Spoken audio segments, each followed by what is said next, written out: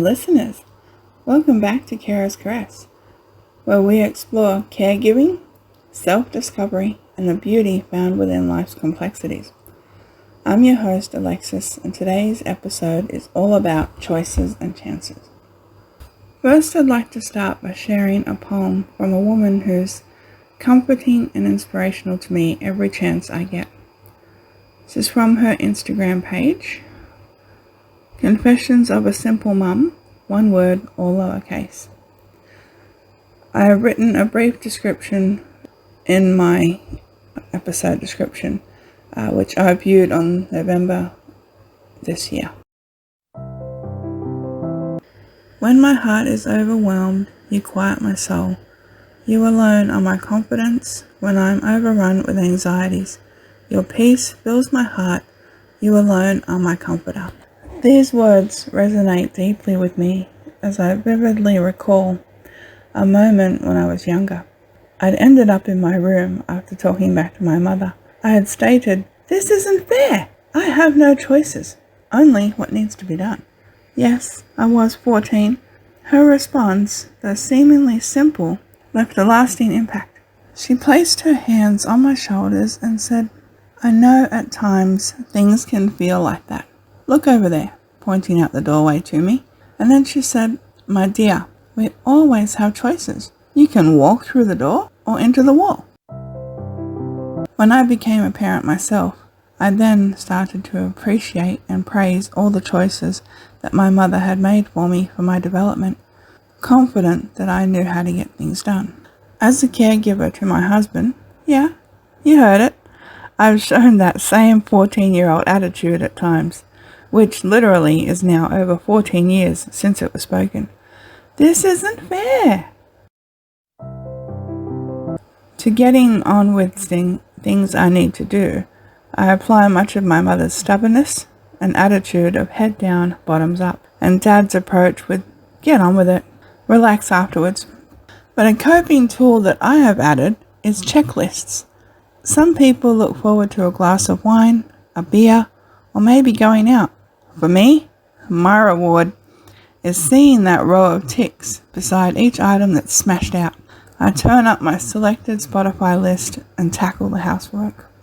I allow the time for these tasks, but I don't take the chance on scheduling in time to explain why I do what I do for us. I just take one day at a time. I've often been asked, "What do you do, Alexis?" Hesitating in my response because I've always felt like I don't work or earn as much as everyone else. So I reply, "I'm just my husband's carer." But the common response is, "Oh, you've got the most important job."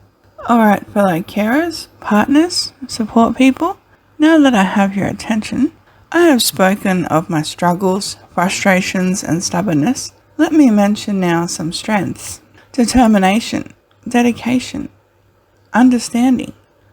There is positive, focused, and, well, we'd be here all day talking about them all. Caring, I believe, covers it all. At times, it's more than that. It's about being a partner, a comfort. It's a journey of self-discovery and resilience. I've learned from challenges. I've found gratitude in quality experiences that we've shared together.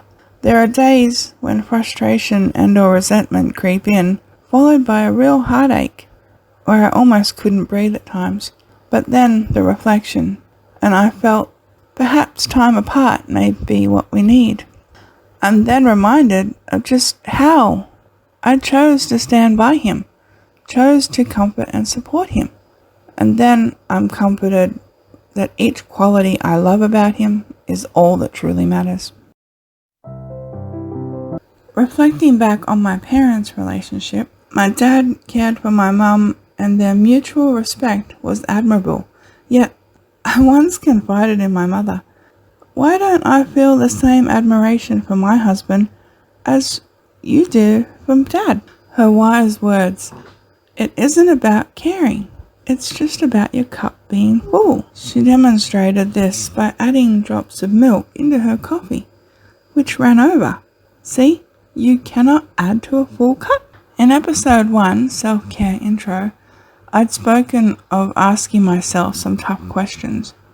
While I was taking another friend's advice, be true to myself, I found this inspiring quote by Lorraine Bracco on the couch.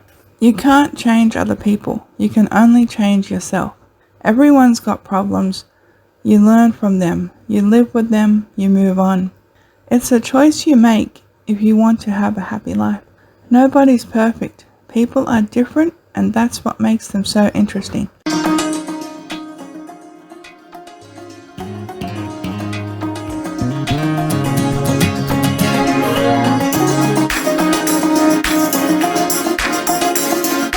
Thank you for joining me on Carer's Caress through this reflective journey. Fellow carers, support workers, let's acknowledge our struggles while also celebrating our strengths. Cherish and trust the choices we make, and embrace the gratitude that we hold dear despite imperfections.